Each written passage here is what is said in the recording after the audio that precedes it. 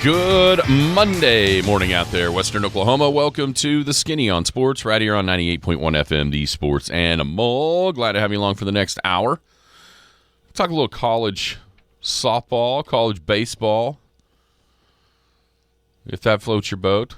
Obviously, the NBA playoffs, huge game tonight for Oklahoma City. People have come back from 3-1 down, and the one thing about the Thunder's plight, if they were to lose tonight, two of those last three games would be at home, but it would be a severe uphill climb if Oklahoma City is not able to win this evening. What would have to change to get a win? Talk about Game 3 on Saturday. All kinds of NBA stuff as well with the other series. Everybody was burying the champs, Jared. Burying the champs early on in that series, and now here we are. Denver's now won 2 in a row on the road at Minnesota. Charles Barkley's telling everybody to quit calling Anthony Edwards Michael Jordan. It's great. See if the Thunder can do the same thing tonight.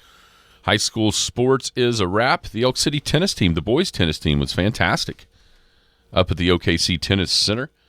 4th place finish.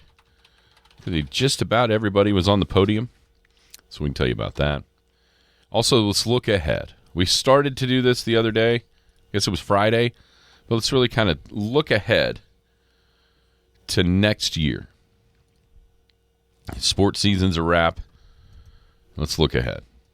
What are you curious about? What do you think? Like, is there a certain team or two that you're positive about how successful they'll be? You know what I mean? We can just kind of look ahead to next year's sports season. That's kind of what we got on the docket for today. 225-9698 is the phone or the text line.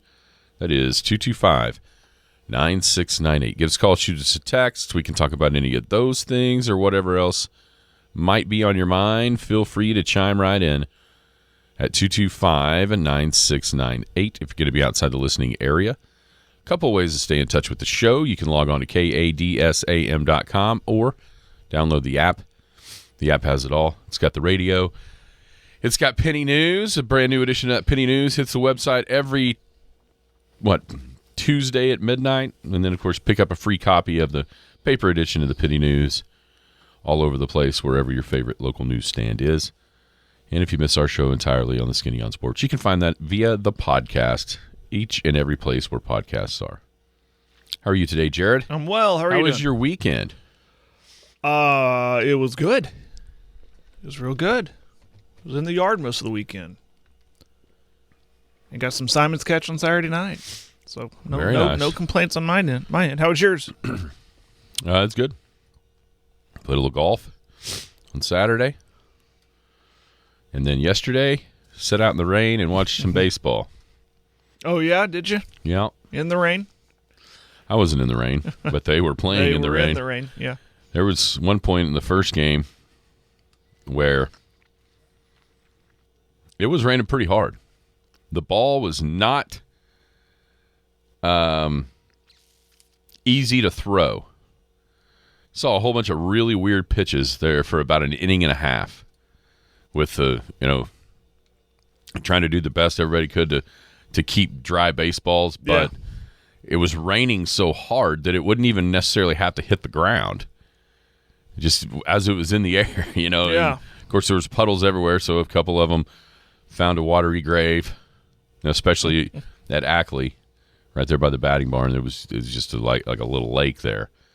And any foul ball that would hit the batting barn and come toward the field, it was destined to land right in that water every single time. So it was wild. It was cool. It was a lot colder than I thought.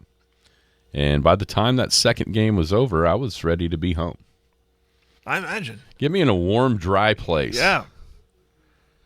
So. Yeah. Yeah, I clarify. I was in the yard all day Saturday. Yesterday, I was just chilling. It was just one of those. Doing whatever your wife told you to do? Well, she wanted to take a nap. I said, go for it. So we just relaxed. When it wasn't raining, I'd kick the girls outside. Said, go outside. Because they were kind of getting antsy. It was a good weekend. Yeah, everybody got some rain.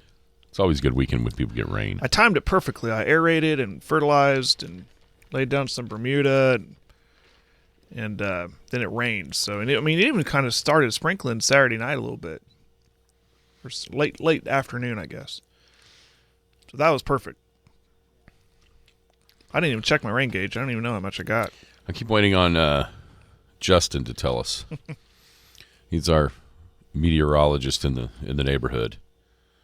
He had just a little shy of 1.5 last night, but that was before it poured down rain again. Yeah. Last night, and then it poured down overnight. Wow, Mesonet, it's impressive. 2.2? Yeah, 2.25 almost. Right here in Elk City. I thought I heard the energy guys telling us that across the state of Oklahoma, Elk City was the winner at 2.2. No, that's a lie. That's the most. I wouldn't trust what they say. They were looking at the same thing you are, I think. I don't know about that. I don't know about that. Well, I don't know if we should not trust them. I mean, are we going to believe what he says? Butch? Yeah, absolutely. Oh, Butch? Butch was saying that? Yeah, I think so. Oh, okay. I think it was Butch. Well, that changes everything. Yes. Yeah, here we go. The Justin Cook official rain gauge total for. They really should move that Mesonet site to his backyard. He's got a deal on his fence that looks like it probably is that. He was like right in between 1.25 inches and 1.5 inches. But like I said, that's before it rained again last night. Like not overnight. Yeah, I'm talking about it like 8 or 9 o'clock, whatever that was. Yeah, that big guy that came through. It rained really hard for just a little bit, and then last night, I don't know what time it was overnight, but it was pouring rain overnight. See, I kept looking. It said around 2 o'clock that was going to come through. I never heard it. Well, I did. It was raining hard. Slept right through it, I guess, which is good. I mean, I'm glad we got the rain. Yeah, it looked like a swath of it on this map. Anyways, it says Elk City 2.25, Bessie 1.8, Weatherford 1.4, Eric 1.6. Almost you just following I-40, and that's what I'm looking at right here. It's good stuff. Yeah. We needed that big drink of water there. On the text line, it's definitely a cart path only day. That's right. And that means why I will not go. I will not be there. But yeah, hopefully, I haven't even looked ahead. Seems like on Friday when I was reading the weather and looking ahead to next week, we get a couple of days, maybe today and tomorrow, and then overnight tomorrow into Wednesday and Thursday. Is that when maybe we have chances for rain again? I just looked at that this morning because it's my weather day. I woke up, or my weather week, I guess. Let's see here. Wednesday, a 40% chance. Wednesday night, a 70% chance. Yeah, and then showers and possible thunderstorms. 50% Thursday, and then 20s. Yeah. Then nice on the weekend, looks like. 85 and 80. I'm going to tell you something. If it will rain, what we got now and then what we could get later, with those temps flying up into the 80s and more importantly, the lows not getting out of the 60s, you'd be mowing. Good. You'd be mowing a couple of times. Good. Did you make your wife something, a special dinner last night? I did. What did you make? She said, make me whatever. So it was Dad's menu. I didn't really plan it out. I had to thaw out meat. So I just kind of looked in the freezer, looked in the pantry, and like, what can I whip together? So I found some blue and gold chicken strips, mashed potatoes, gravy, corn. That's about it. Because I knew the girls really liked those chicken strips from Blue and Gold. So I knew they would eat it. That's what I did. Nothing too special. Like I said, we went out. She wanted to go to Simon's Catch Saturday night as her, Mother's Day meal. Yeah. So that we went there Saturday night. And it was busy. Was it? Oh, yeah. I imagine everywhere is busy. Any weekend, when we got those tournaments, that kind of thing, it tends to go that way. Yep. Well, I made steaks. Oh, good for you. For my mother. That's good. My wife. El Patio cooked. You weren't the only one, Jared, that went to El Patio. I got another text message from a friend who was at El Patio. don't know why they're telling me that. I guess they know I like El Patio. El Pat. No, I made, the baked potato steaks. Yeah. There's this medley of frozen veggies that we get from Oklahoma City store. That there's two different ones, two different mixes. Okay. One's got they've all got kind of like red onions and bell peppers, like red peppers. And one's got like mushrooms and squash and zucchini. The other one's got like Brussels sprouts and that, like broccoli. Okay. So we had that. I made some mushrooms, sautéed some mushrooms. Do you like mushrooms? No. You don't? I never have. You don't like Not a big fan of putting fungus in my mouth. Well, I'm going to tell you something. You need to try my sautéed mushrooms. Sauté them in butter and a little bit of soy sauce and a little bit of Worcestershire sauce, some pepper. I think you'd change your mind. You don't think so? I'm not doubting your cooking ability, but it's still a mushroom. They're delicious. They're absolutely delicious. Anyway, so that's what I did. My mother came over. One of my buddies came over. Very good. That sounds good. We had a good visit. It was a fun night. Very good night for Mother's Day. All right. It was also it was a good weekend for Elk City tennis. Boys tennis team in the 4A state tennis tournament. Yeah. Everybody made it to Saturday, which essentially you've got to win a match to make it to Saturday. Okay. The seeding starts the first match on Friday. You play two. If you lose, you're in elimination time. If you win, you're obviously going to be into Saturday. And everybody did. Everybody made it to Saturday. Max Murray in number one singles lost the 7th place match to somebody from Bing. Let's see, Jackson Goodman. He actually, the first match, Max beat a seeded. So there's 16 people in the bracket. Yeah. It's almost like the softball or the baseball. Like there's 16 seed, but only the top 8 actually have a seed. See what I mean? Like what we saw the bracket released yesterday for the college softball tournament. The national seeds or what have you. Gotcha. It's kind of that way. And so he actually beat the 8 seed, so that means he would have been 9th, by my calculations, in that first round. So he loses the 7th place match. Jackson Ivester in number 2 singles, he got all the way to the semifinals and then lost in the semifinals to the eventual champion from Ada, and then he lost the 3rd place match. So Jackson ends up 4th in number 2 singles. Number 1 doubles, Elk City had the top seed.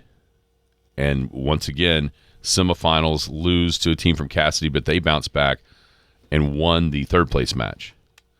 Number 1 doubles has Brewer and Welch were 3rd overall. And then number 2 doubles, once again, Brewer and Coslow, they got to the finals and were beaten by Ada. Ada won. I think the Elks were 4th as a team. But a really, really good tennis season for both the boys and the girls, and that's that's one of those sports that maybe doesn't get a lot of pub, but Coach Curtis, Coach Shockey, they've been a really good job over the last handful of years, kind of building that thing up, and now it started with the Sanger boys, and it's rolled right on to now. That's still got some really quality tennis players, so that's a good showing. Once again, tennis is a lot like golf in a lot of ways. Ada, though, as a public school, wins. But when you look through the bracket and whatnot, you see a whole bunch of the private schools on the tennis side of things. Oh yeah, and so that's really, really strong. I know a lot of people were curious about what happened in 4A baseball. Yeah, surprise. Yeah, I think to a lot of people, Marlowe, the number 4 team.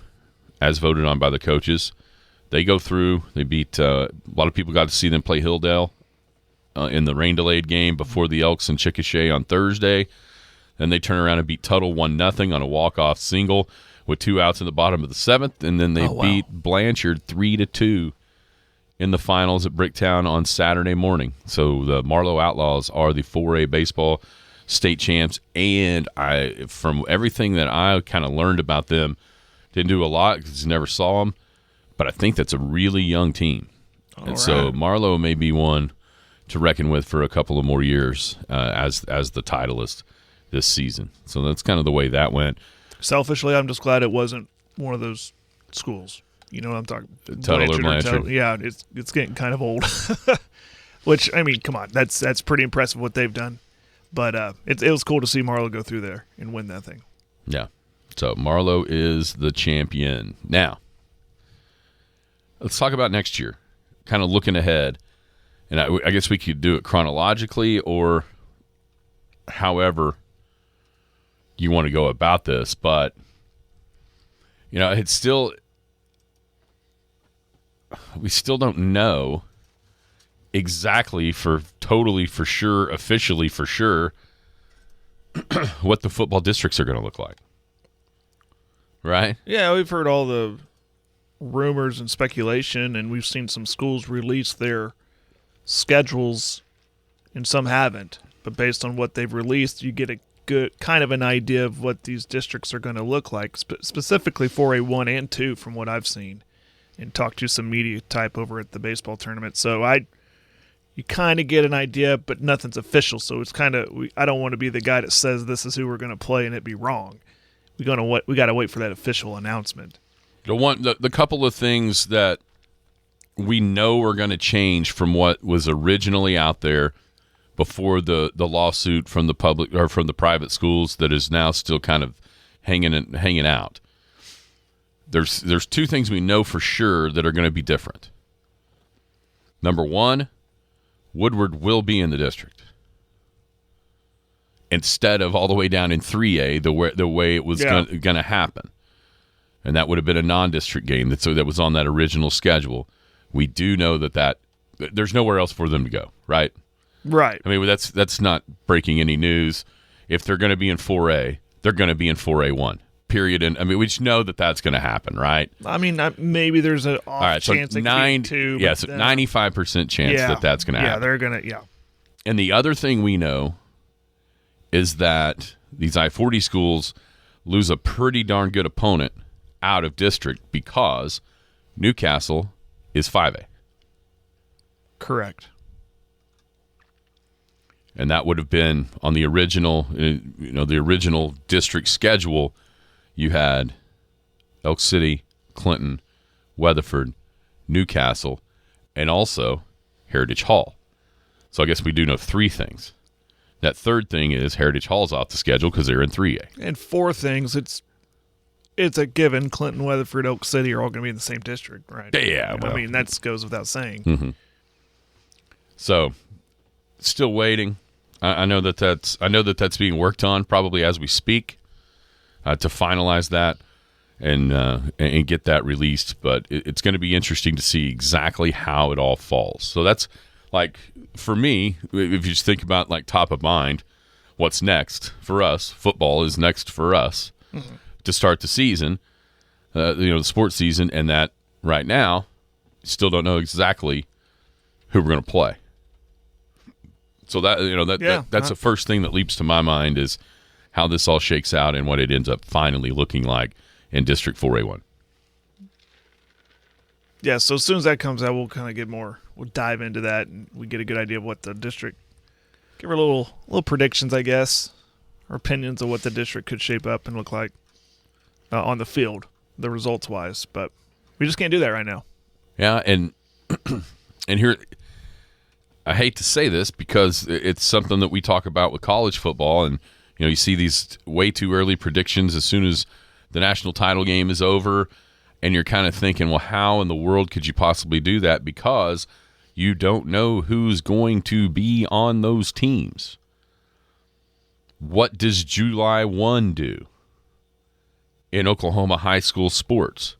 You say, what is July 1? July 1 is where basically the transfer portal opens. And everybody gets one free transfer. So even, we almost you almost need to wait.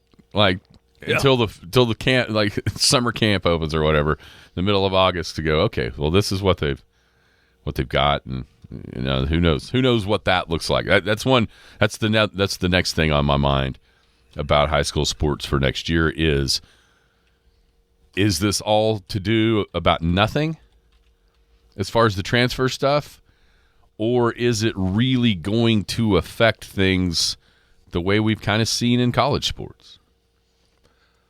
I've been firm on this statement that I think you're going to see a lot of. It's going to affect the metro schools more than us, the rural schools out here, because it's the proximity. They don't have to really move. It's easy to drive from one block as opposed to another block, whatever.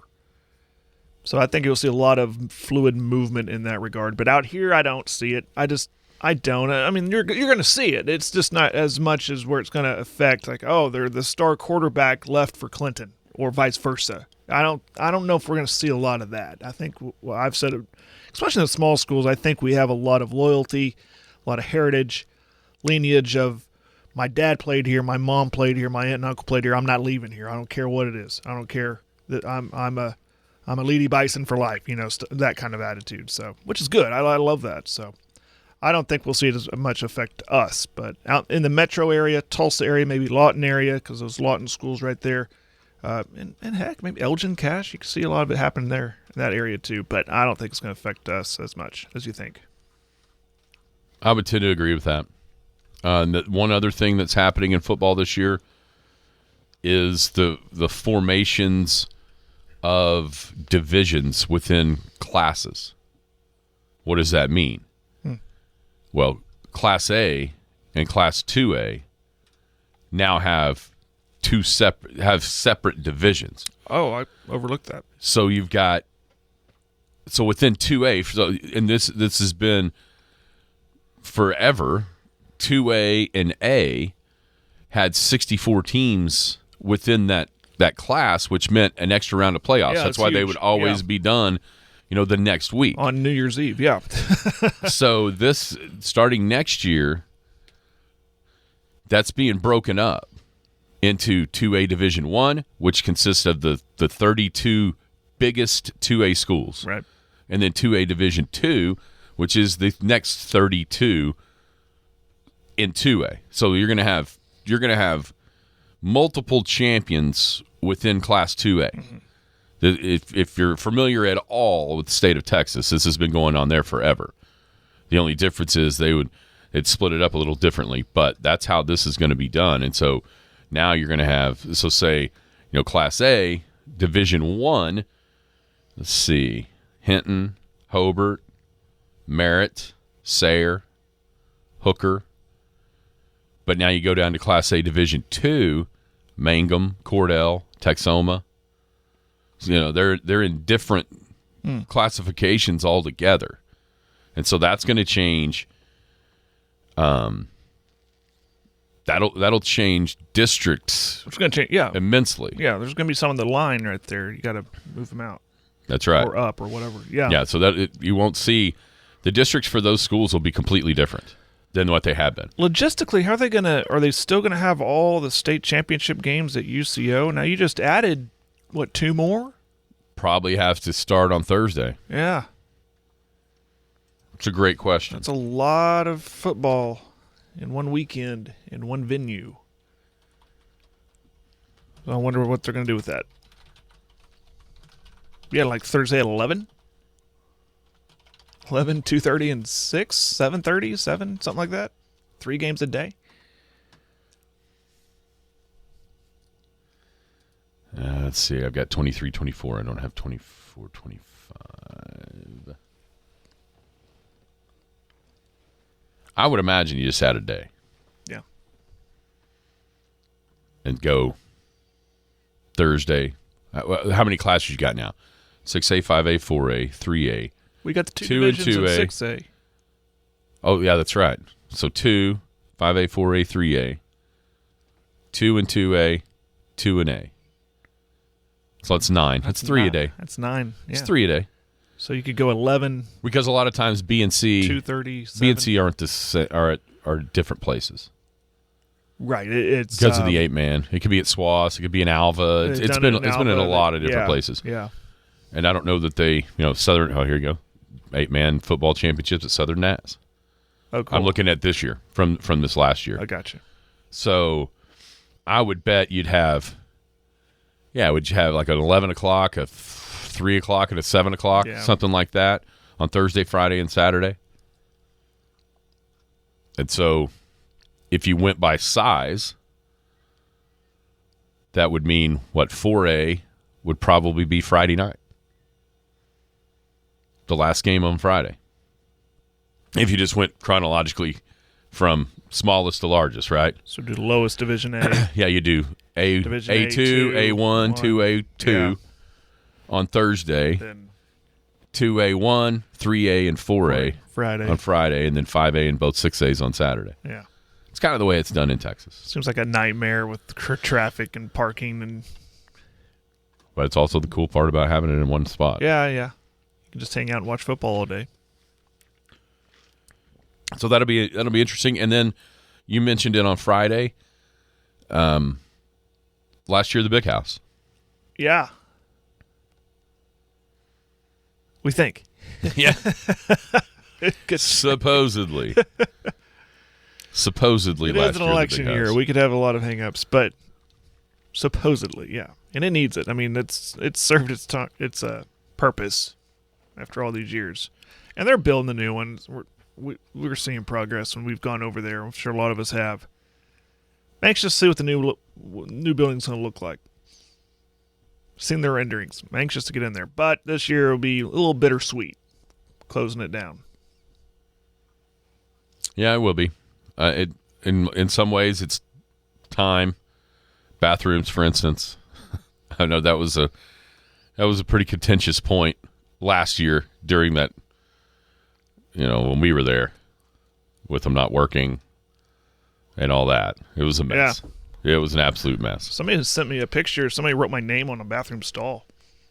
Oh, really? Yes. Fortunately, they didn't put my phone number. They just wrote Jared Atha was here. Like, that's not my handwriting. I don't know. That's kind of creepy. Well, that's weird. It's very Are you weird. being serious? I'm 100% serious. It was when he was at OYE, which was the next week after 2A. Yeah. I thought, are you messing with me? Did you write he said he didn't do it. It's weird. So, yeah, that whole building needs to come down. That was weird.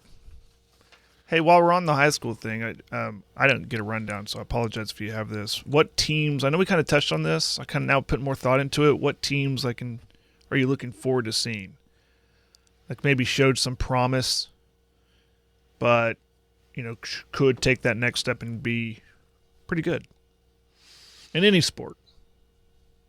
Yeah, I mean, so softball, there's going to be there's a bunch of good ones around here.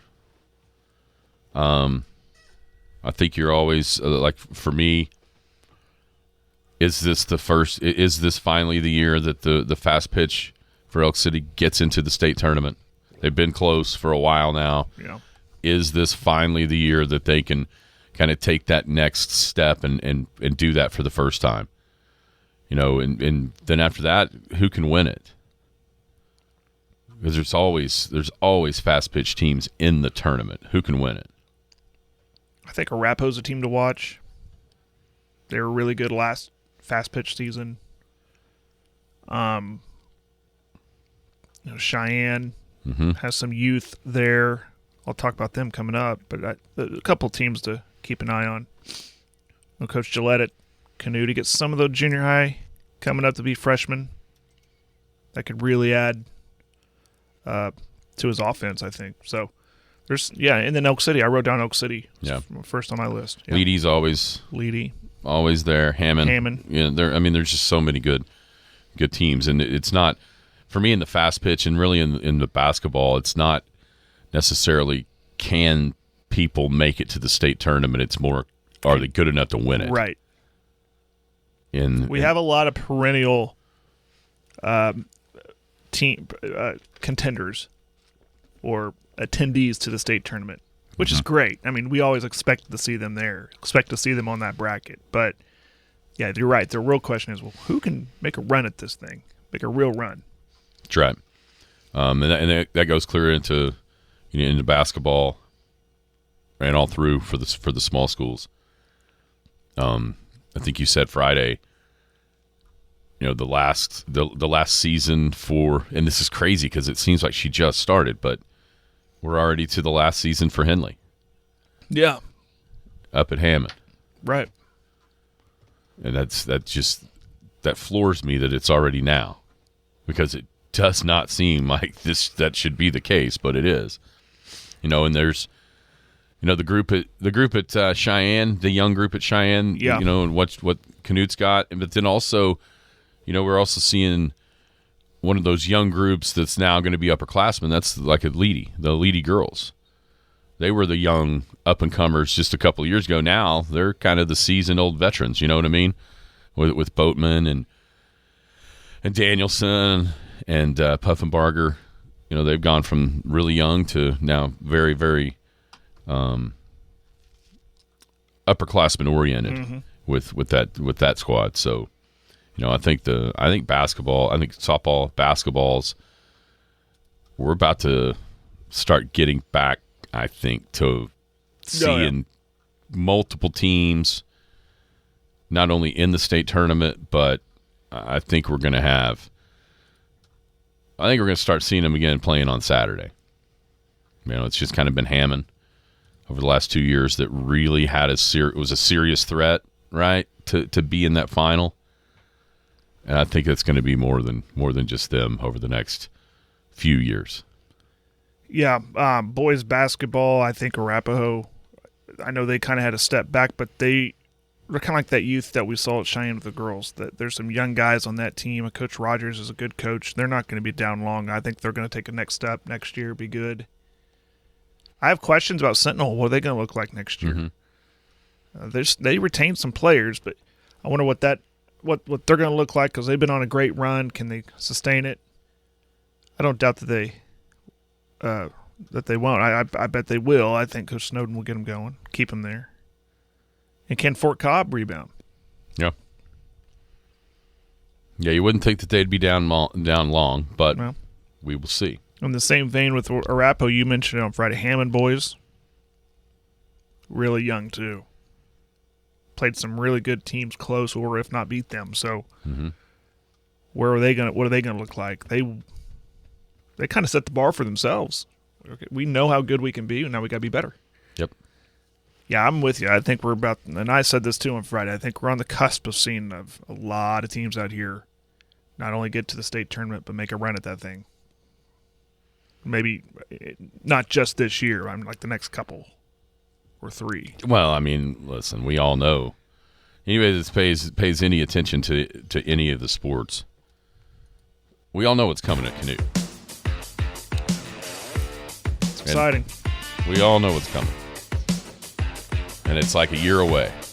But don't discount what's over there right now. Yeah, no, it's going to be great out here, this whole area. Hanging out here on a Monday, talking a little bit about the NBA playoffs. Tonight, Game 4 between the Oklahoma City Thunder and the Dallas Mavericks.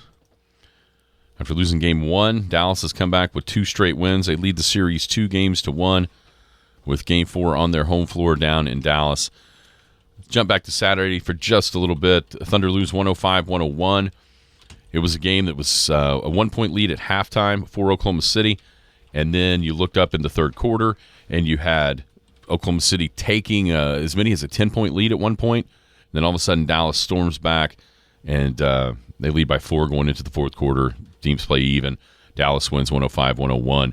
What were kind of your takeaways from what we saw on Saturday afternoon in that Game 3 loss for OKC? Man, just Oklahoma City's just not playing their best, just simply put. Every time it just felt like they could do something. I mean, you got to give a lot. I've said this too. You got to give a lot of credit to Dallas with how they've responded and everything. Their bench play has been phenomenal, clearly. But I just don't know if Oklahoma City's playing their best and they're still losing close. And it's hard to see that continue. But they just got to play better, really. And then I worry about, I know we're about to talk about this, but I worry about the inexperience, really, when it comes to playoffs. And mainly making adjustments. But I didn't think SGA played his best. No one really did, in my opinion. What about you? What was your takeaway?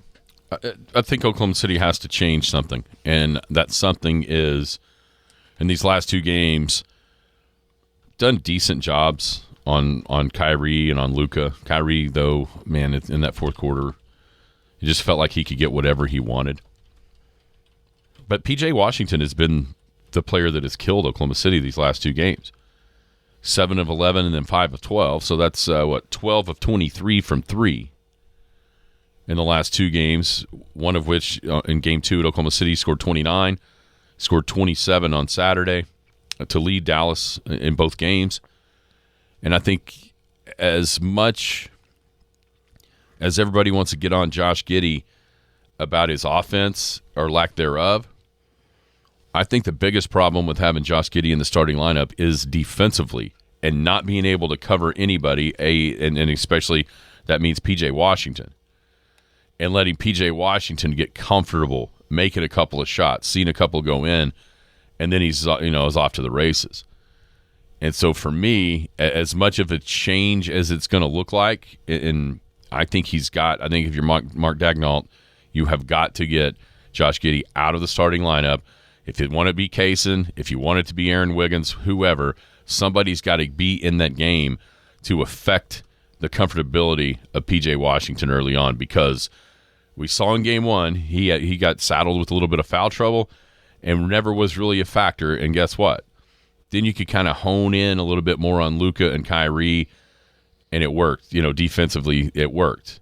These last two games, he's had Giddey lost early, knocking down shots, and then you're just constantly fighting an uphill battle. Now, in both of those games, Oklahoma City was able to take leads in the third quarter, but you wonder how much energy is being expended to try to get back from those early double-digit deficits that then when winning time comes in the fourth quarter, it looked to me like Oklahoma City was a little bit out of gas on Saturday, SGA especially. Very much so. So, let's address it, because it will be talked about, whether it's someone's opinion or it's fact or whatever, but the officiating. What's your opinion about the officiating? It is what it is. I mean, you had to know. That was what the cry was after both these losses. It's the officials are. You had to know going into the series that the whining that was going to happen from Luka was going to try to affect what's happening. You look at the last 2-minute report from Saturday, the jump ball that was, just crazy the way that was called. Even right then, you knew that wasn't right, and it takes away a bucket. But I don't think that the free throw numbers have been very similar. This was 6 more for Dallas. Okay, and when you have to foul at the end, that kind of creates that discrepancy. I just think that is one of those things that maybe when you talk about a little bit of inexperience, it's inexperience in having to figure out how to handle that, how to handle those things not quite going your way. But to me, the thing that jumps out, and it seemed like it during the game, was for the first time in the series, Dallas really beat Oklahoma City up on the offensive board. 15 offensive rebounds to 6, and that led to the second chance opportunities that in a 4-point game, it only takes about 2 of those for you to be beat. And I think that's more to me what happened is Oklahoma City just not quite sharp enough to win these close games down the stretch against the way more experienced, playoff experienced Dallas Mavericks. Yeah, so do you think Daigneault makes any kind of change? That's where I was kind of alluding to. I think he's got to. The inexperience. It's not just on the players, but the coach too. This is his first go-round in the playoffs, and the best coaches will make changes in series, not even mid-game, just like, okay, we got to switch things up in our starting lineup. We got to, who's defending who, all this stuff. Or is he Scotty Brooks again and just going to stay with what has worked all season long, but it's not working now? Well, I mean, it's different because Josh Giddey played 13 minutes. So it's not like he's not changing true. what he's doing. But for me, what's happening in these last two games is because of Giddey's ineffectiveness defensively more than offensively. I mean, you look up he had 9 points, 4 of 8 shooting from the field, only 1 of 4 from 3, but the one he did hit was a big one from the top of the key there. But that's not the problem. The problem isn't necessarily his lack of efficiency on offense, it's defensively. And it just so happens that they being Dallas has gotten the favorable part of that matchup with him in Washington, and his lack of ability to close out to shooters has been what kind of spurred the Mavericks on early. And that's just the trend is that. Slow starts. And part of those slow starts to me is him. And it's more to me on the defensive end than the offensive end. So if it's me, Aaron Wiggins or Casey Wallace, I don't care. Either one, I would put in the starting lineup and try to affect the game early defensively in a lot more forceful manner than what we've seen out of Giddey and on PJ Washington, quite frankly. Because other than that, I mean, Kyrie and Luka have 22 apiece. I think you take that all day long. Don't you? Yeah. And that works. It's a Thunder win if PJ Washington has 15. 15 is still quite a few. But it's not 27 and it's not 29. Because Derrick Jones Jr., come on, man. He was 1 of 10 the other day. If he gives them like 10 or 12 points, that's a bonus. Hardaway came back down to life. I mean, but that's just the way Hardaway is. He's going to be really good or he's going to shoot you out of the game. I mean, that's kind of what he is as a bench player. And it's easy to remember game 2 for him because he shot the lights out and had 17 off the bench in like 15 minutes or whatever. But you forget the 0 for 4 from 3 in game 1 and the 2 for 5 in game 2. Yeah. Because you just remember the flashes and not the duds. But that is the life of a bench player in the NBA. Outside of like Manu, everybody else, that's how it goes. You make shots one game and you don't the other game. And you know why? Because that's why you're on the bench and you're not in the starting lineups. Some are a little bit more consistent than others, but even some of the best sixth men of all time, I mean, like Jamal Crawford, he wasn't great every game, but you sure remember the ones he was. I think that's the way Hardaway is, and maybe even some of the guys. Wiggins had a great game 1, and he's not the greatest since. Isaiah Joe finally shot it good. Maybe you put him in there. Either one of those 3 guys, Joe, Wiggins, or Casey Wallace, for me needs to be in the starting lineup, just so that the Thunder don't allow PJ Washington. I cannot believe we're sitting here after 3 games and going, man, the most important player for the Dallas Mavericks has been PJ Washington. But it has. I don't think there's any doubt that it has. And so for now, you got to figure out a strategy to slow down PJ Washington, not Kyrie, not Luka, PJ Washington. And what's a little bit scary, has to be scary as a Thunder fan, is we still haven't seen what I would call the Luka game or what I would call the Kyrie game, where you feel like one of those 2 guys wins it by himself. We still haven't seen that. Maybe that's by design with the way that the Thunder have been guarding, and that's obviously has to be a concern if you start deploying more resources toward PJ Washington. Does that open things up for Luka Doncic and Kyrie Irving? Which, if that's going to be your choice, I see why the Thunder are making the choice they're making. You'd rather PJ Washington beat you than those other 2, but at what point do you go, okay, PJ's doing it, we got to do something else?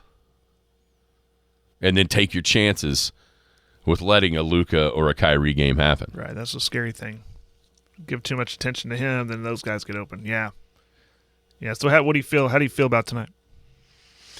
I think it's going to be close, and it's a matter of whether or not Thunder can make a play, grab a rebound, get a stop, make a shot. It does seem like this was all, to me, going down there after losing game 2, this was going to be the game that Oklahoma City had a better chance to win, just in my mind. Mm-hmm. And so if you look back at game 3, you're right in there. It's all, tonight is the series. There's no guarantee that Oklahoma City can win the series even if they win tonight. But you have a hard time believing they have any chance to win the series if they don't win tonight. You know what I mean? Right. Like there's no guarantee, hey, you win game 4 and then they're off and running. But with the quality of those guys, Doncic and Irving, even though 2 of them would be at home in a potential Game 7 if you lose this evening and go down 3-1, even though that's true, it's still hard to imagine you can beat that team 3 straight times. I think the Thunder win. I think they win a really close one, and then we get a 3-game series, and then the whole series is on Wednesday, when game 5 back at Oklahoma City. What do you think? Well, I know the regular season and the postseason are 2 completely different animals, but it's hard for me to see this team lose 3 in a row when the only time they did it, if I'm not mistaken, is when SGA was hurt. So it's hard for me to see them just laying an egg again, or not laying an egg. They didn't really lay an egg. Those 2 losses, they were right there towards the end. But so with that being said, I think they're fine. I think it is a must-win. I think they know that. And the whole idea of this going in, even after Game 2, losing Game 2, is to split on the road. That's all you got to do. You need to split on the road and shift it back to OKC for your home court. It's going to be tough. It's not going to be easy, but I think adjustments will be made, and I think they do win. A close one. Yeah, you're right. Only time they lost 3 straight was at Philly, Boston, Indiana in early April when SGA wasn't there.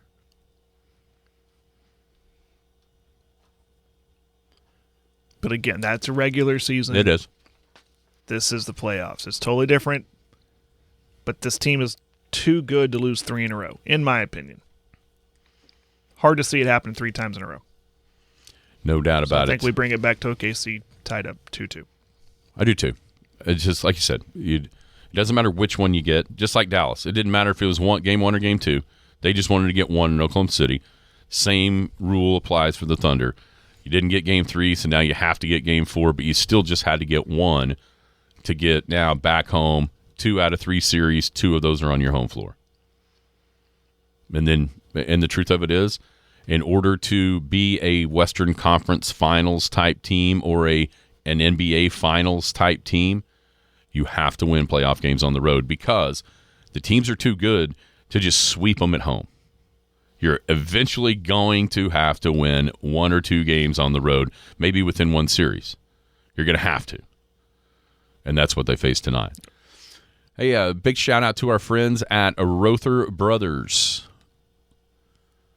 Yeah. Highway 183 in Clinton. Rother Brothers is a family-owned dealership started by its 3 owners in Kingfisher back in 1976. Remains family-owned and operated to this day. Expanded to 3 locations, all covering western Oklahoma in Clinton, Fairview, and Kingfisher. Rother Brothers, we pride ourselves in creating a one-stop shop. All sorts of equipment, parts, repair services, and more. Some of the brands, Case IH, Polaris, Great Plains, Rhino, Dixie Chopper Mowers, Steel, Commercial, and Residential Tools. That is Rother Brothers on Highway 83, north of Clinton. Thank you to Mike and all the gang over there at Rother Brothers. Hanging out here on a Monday. You know, Jared, where would be the perfect place to watch that Thunder game tonight? Boomtown Grill. Boomtown Grill is correct. It's absolutely the correct answer. You could have a classic burger, a French dip sandwich, Southwest chicken wrap, assortment of burgers and sandwiches and wraps. Burgers are made from 100% beef patties, freshly ground, never frozen. 12 big screen TVs, happy hour 2 to 6, Monday through Friday. There's also appetizer plates and drink specials. Then, Boomtown Grill, 2103 South Main, right here in Elk City. Boomtown is open 7 days a week, 11 to 10 on Sunday through Thursday, 11 to 11 on Friday and Saturday. That's the Boomtown Grill. Okay, so Big 12 Conference softball tournament in the books. Oklahoma, after, 3 titles in a row, 3 national titles in a row. What people are considering a down year with a few losses. But not in the Big 12 tournament. Oklahoma wins the Big 12 title 5-1 in the finals on Saturday over the Texas Longhorns, which then last night the selection show for the softball was on. The regionals have been announced. It didn't matter in the grand scheme of things that OU beat Texas in that title game in the softball because the Horns are the number 1 seed. Oklahoma's second. Oklahoma State was 5th. Is that right? Yeah. 5th. They're 5. And so when you look ahead to not only regionals but then super regionals, Oklahoma's opponent, if seeds hold, would be Florida State. Oklahoma State's opponent would be, do you remember? It slipped my mind. All right, 5, 6, 7, 8. Georgia. No, wait a minute. They're number 11. Arkansas. The Razorbacks would be the 5-12 matchup for Oklahoma State if both teams hold serve in the regionals. Oklahoma State has Kentucky, Michigan, and Northern Colorado. Oklahoma has Oregon, Boston, and Cleveland State. Were you surprised? No. I think, obviously, they lost the series to Texas in the regular season. I think what really locked them into the 2 was losing Bedlam. I don't think there was enough that they could have done to get over that, get the 1 seed. But, no, it doesn't surprise me at all. Yeah, you wonder if Oklahoma would have been able to beat Oklahoma State and Texas back-to-back in the Big 12 tournament. Maybe that could have happened. Yeah, that's a good point.